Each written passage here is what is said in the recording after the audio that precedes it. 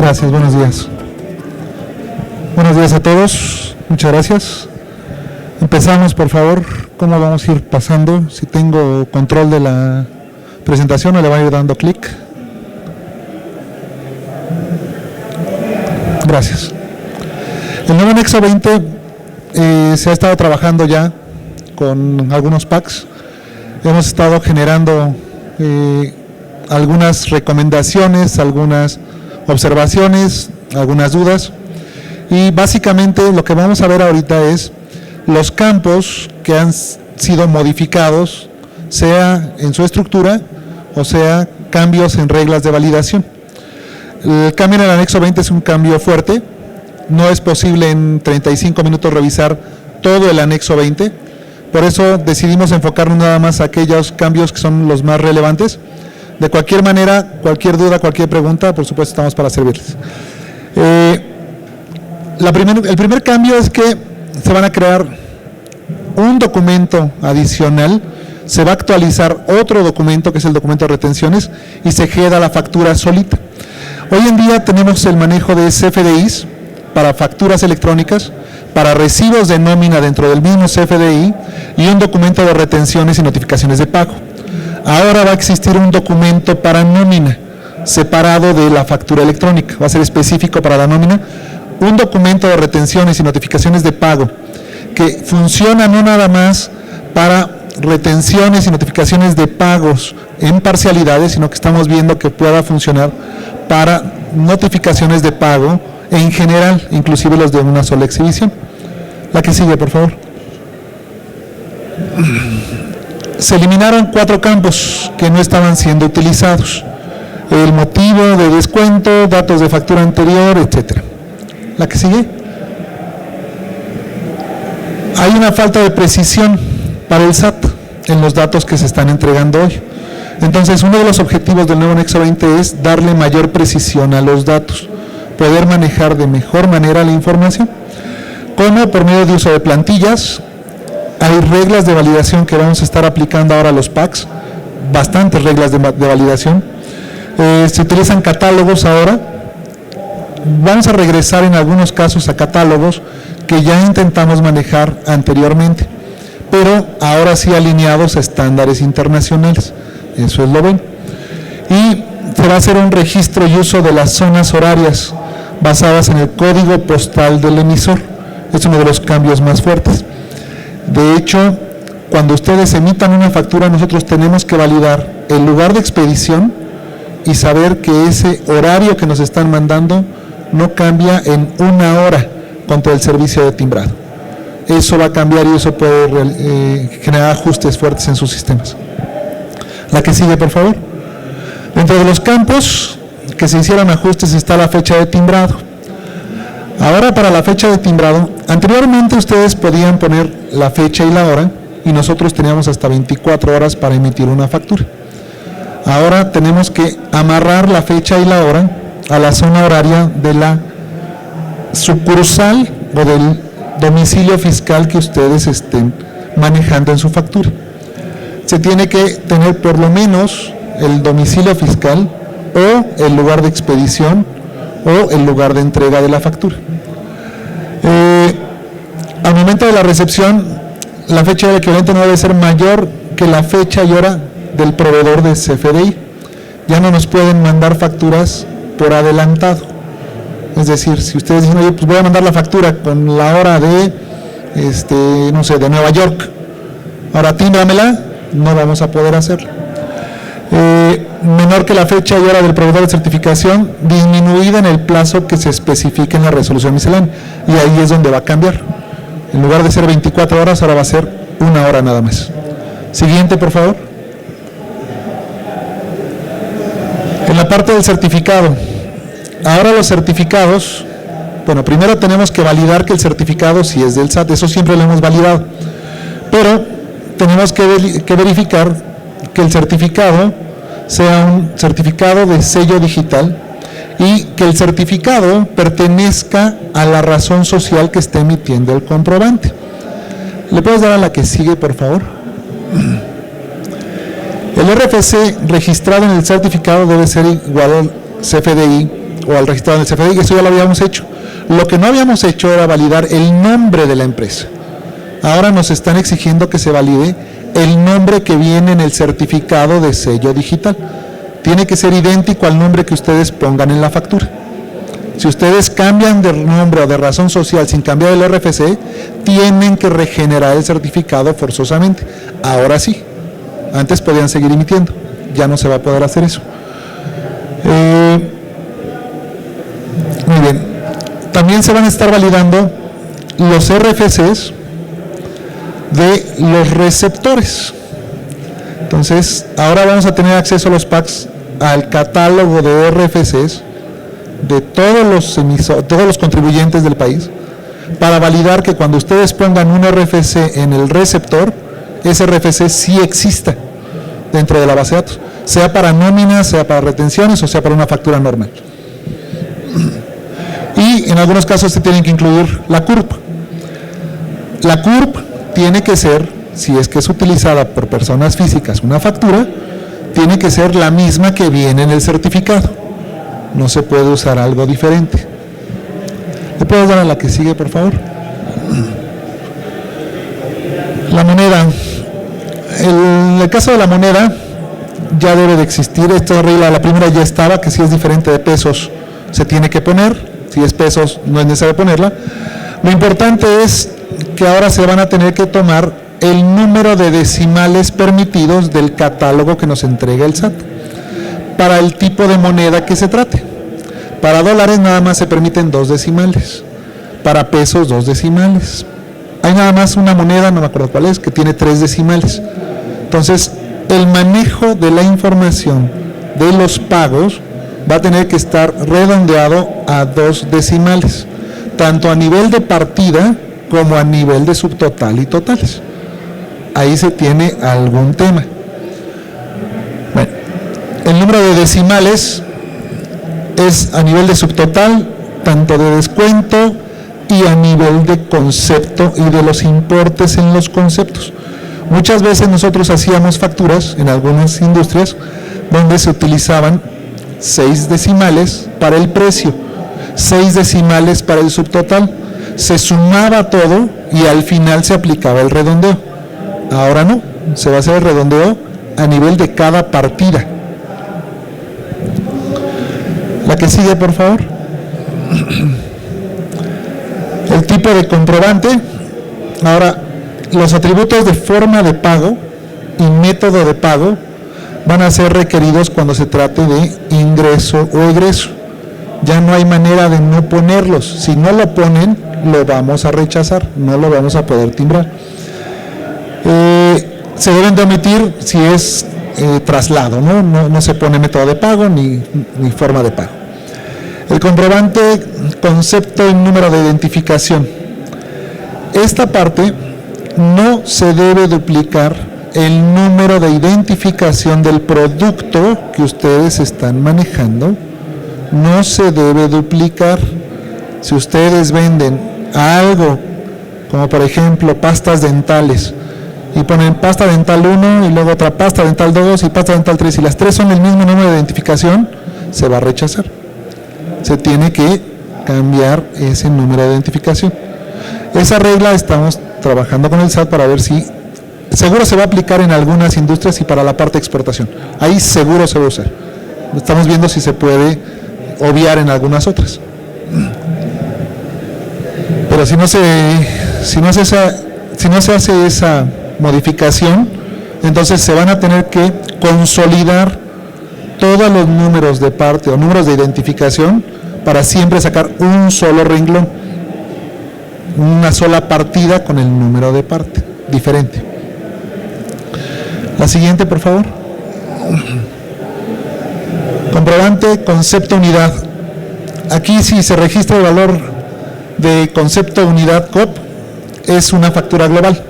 Entonces, ahí vamos a tener siempre que usar el RFC genérico. El RFC genérico se va a seguir manteniendo, aunque con lo que platicaron en la reunión anterior de los sorteos fiscales, eso cada vez más va a ir bajando, ¿no? Cada persona va a pedir su factura. El valor del campo, en el campo comprobante, concepto, importe, debe ser igual a la cantidad por el valor unitario, pero redondeado a la cantidad de decimales, que es lo que les comentaba antes. Entonces ya no pueden poner $18.2435 y luego estar sumi. Eso da lugar a diferencias. Va a dar lugar a diferencias. Tienen que revisar eso. Lugar de expedición. Validar que el valor de este atributo existe en el catálogo publicado. Nosotros vamos a tener acceso al catálogo de CEPOMEX. Si ustedes nos ponen un código postal que no existe, lo vamos a rechazar. Si nos ponen una colonia que no existe, la vamos a rechazar. Eso tienen que tener cuidado. Lo bueno es que la dirección es opcional. No se tiene que poner siempre. Pero si se las exigen, tienen que estar seguros de que está dentro de ese catálogo. La siguiente, por favor. Errores en los impuestos y en los importes. Esa es una de las situaciones por las cuales el SAT está sacando este nuevo anexo 20. Por cada concepto, ahora, se va a incluir el cálculo de impuestos trasladados y retenidos. Por cada concepto dentro de la factura, se va a incluir los impuestos trasladados y retenidos.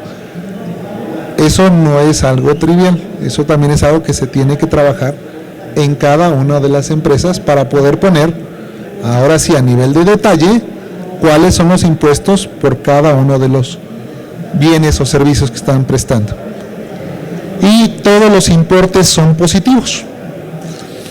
Esto es algo que ya estaba desde antes, estaba en una pregunta frecuente, pero seguimos viendo facturas y notas de crédito con signos negativos. Se acabó. Si nos mandan una cifra con signo negativo, rechazamos la factura. No la vamos a poder timbrar.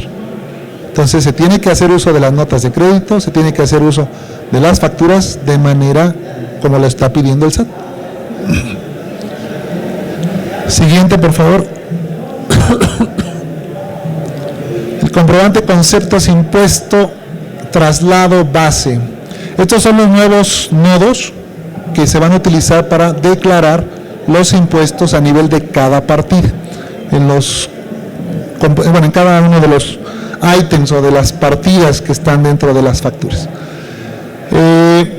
Este son el del impuesto trasladado, la parte de la tasa en la cuota, cuánto debe de estar declarado. La que sigue, por favor. En este caso, obtener la base del impuesto del atributo base si no existe el atributo base, ¿no? Aquí el atributo debe ser igual a multiplicar la base del impuesto por la tasa o cuota, redondeado a la cantidad de decimales que soporta la moneda. Siempre vamos a estar redondeando al valor de la moneda en la que estamos presentando la factura, en todos los conceptos. Si existe una diferencia entre el resultado y el importe, se debe agregar al valor del impuesto en unidad de la fracción más pequeña que soporte la moneda. No sé si hay monedas que soporten .000001, pero si la hay que utilizarla. Y lo mismo para la parte de retención.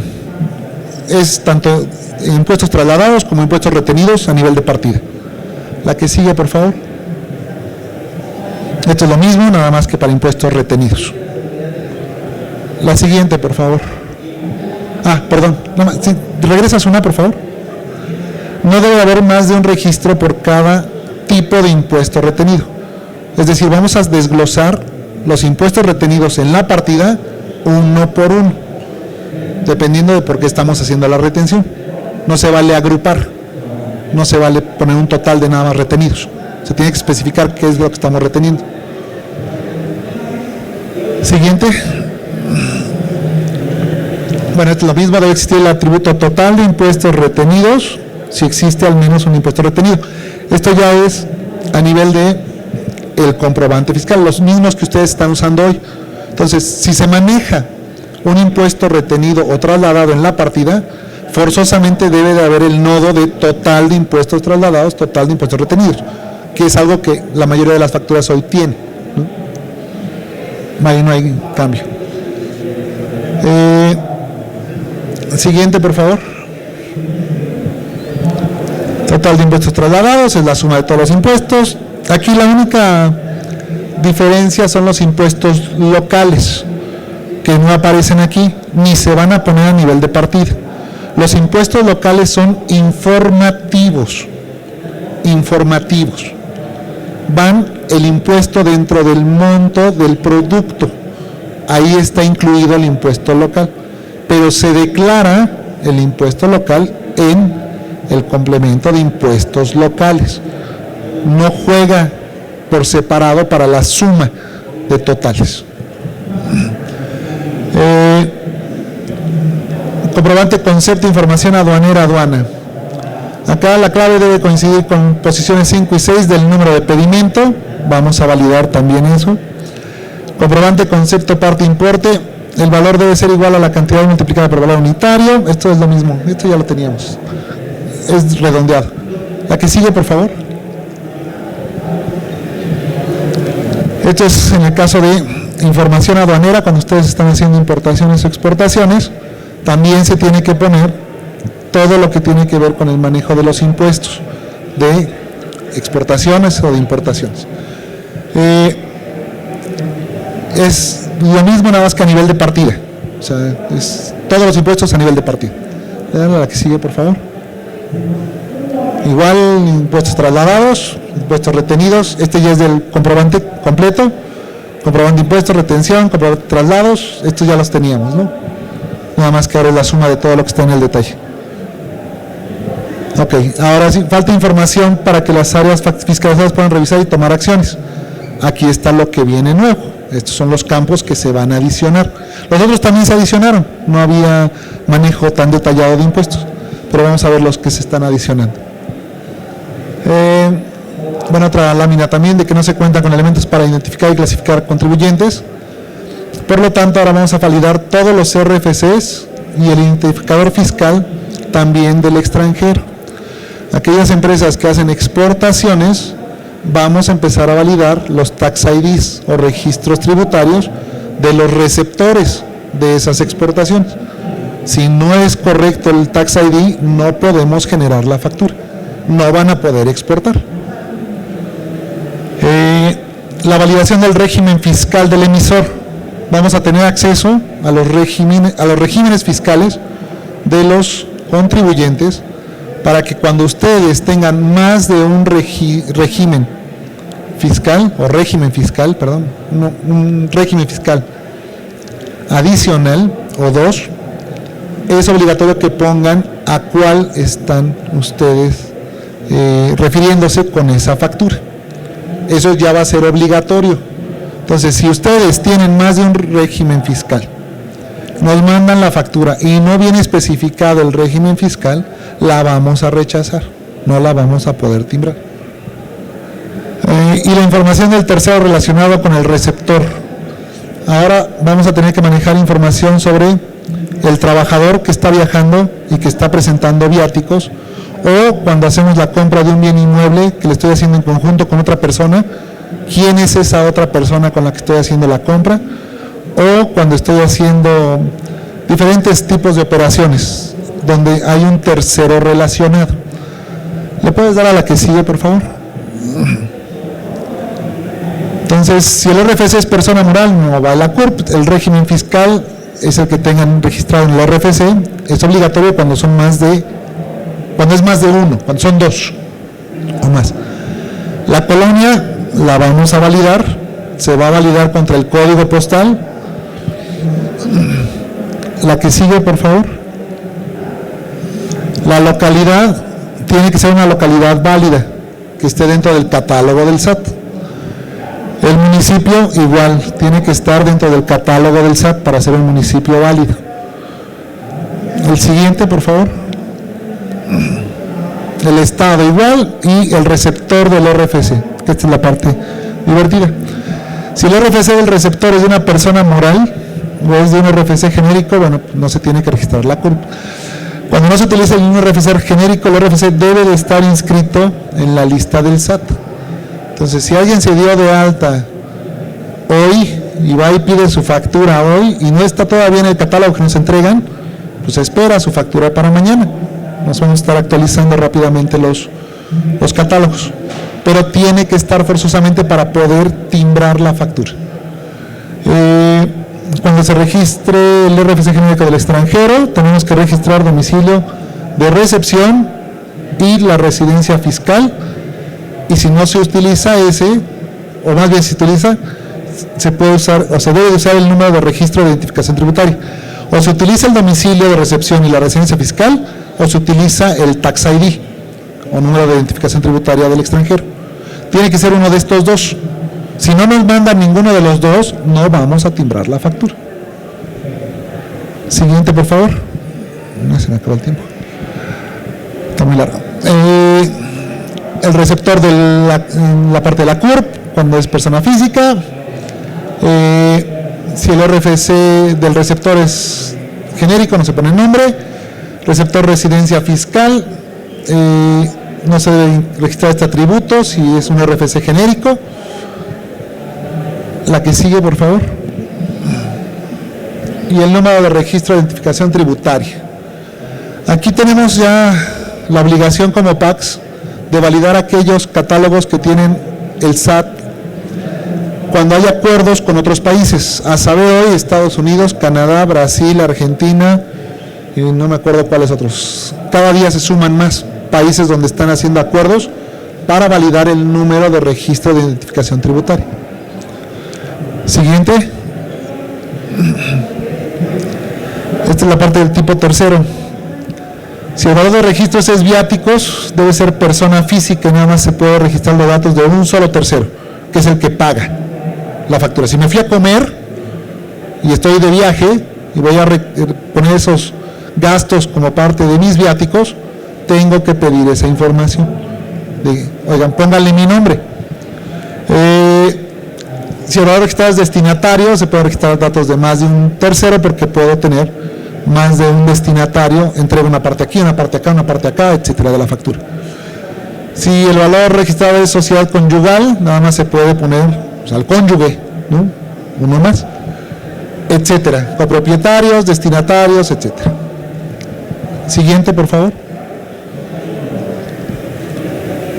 Debe de tener un RFC, el tercero relacionado, si es mexicano, válido, si es extranjero, que sea de los que estamos validando, o el genérico. Y los datos del tercero del nombre debe existir cuando es un extranjero, necesitamos el nombre al menos. Siguiente, por favor. El CFDI de nómina se conforma de elementos del anexo 20, así como el complemento de nómina, y se hizo este nuevo documento para nómina, que incluyen ahora sí pagos por separación, sea por jubilación o indemnizaciones, que hoy no lo tenemos en el complemento de nómina. No se cuenta con la rastreabilidad de los pagos, se ajusta en la modalidad de CFDI por pagos en parcialidades, se incluye el complemento de pago, que les digo que se va a poder utilizar no nada más para pagos en parcialidades, sino para poder notificar los pagos que ya realicé. Le vamos a poder sumar inclusive la información del SPEI, cómo se hizo esa transferencia, para poder acreditar ese pago y no tener tanto problema con las devoluciones de IVA o con el manejo de los flujos. Siguiente, por favor. Entonces, para esto cambia el método de pago, se difiere la fecha de acumulación, no debe existir. En el caso de que el método de pago sea parcialidades o diferidos, ahora sí se va a tener que utilizar la parte de pagos en parcialidades. Sabemos que no siempre se usa. Si es pago inicial y pago en parcialidades, sabemos que cuando se hace un pago en parcialidades es un acuerdo de voluntades entre los dos que están comprando y vendiendo, y entonces dicen, bueno, son tantas parcialidades. Además de esa figura que ya existía, ahora se puede manejar un pago en partes, que no es lo mismo. Ustedes hacen su factura por una sola exhibición, piensan que les van a pagar con un solo pago, pero resulta que no, que les van a dar 3 o 4 pagos. Cada uno de esos pagos también se puede generar ahora una factura por cada uno de esos para comprobar esa acumulación y por supuesto el acreditamiento de ese pago. La siguiente, por favor. El número de cuenta de pago, otra vez, cuando la forma de pago es bancarizada se tiene que poner, si no lo tenemos, pues no lo ponemos. El CFDI relacionado, aquí este CFDI relacionado ahora lo podemos utilizar para cancelaciones, decir, oye, pues estoy cancelando este CFDI, el UID de este CFDI anterior, o estoy haciendo un pago relacionado con un ISR pagado en exceso de una nómina de este trabajador, con este UID. Ya podemos hacer relaciones con UIDs. La siguiente, por favor. Ya, qué bueno. Terminamos.